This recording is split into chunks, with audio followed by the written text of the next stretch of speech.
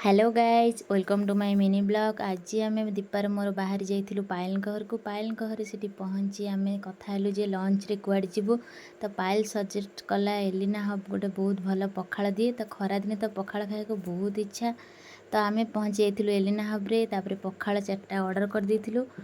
पखाड़ थिला mutton कषा, chicken कषा, चुंगुड़ी छेचा, बहुत सारा आइटम थिला। खास करी सुखुआ थिला, से तो मोर 2 कंसा पखाड़ खाईदेवी।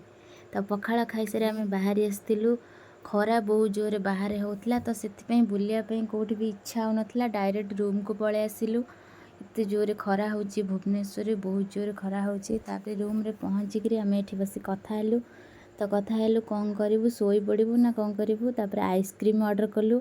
आइसक्रीम आसी पहुँची जाता। आइसक्रीम खाई आम शोई पड़ू। संध्या बेले उठिलु। उठी सारिक ये मुवी देखिलु। मुवी देखिया भितर एपटे पायल रोषे कर देइथिला। तो चिकेन कषा, अंडा आमलेट आउ रुटी। चिकेन कषा से फास्ट टाइम मु खाइली। से सोरिष मसला दे करथिला आउ बहुत टेस्टी लगला। बहुत कम टाइम रे।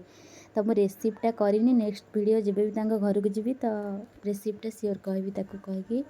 तो ये आमको ये विदाय दौरान। तो आम आसीलु दीपार मोर। आज दिनटा बहुत भलरे कटला। बाय।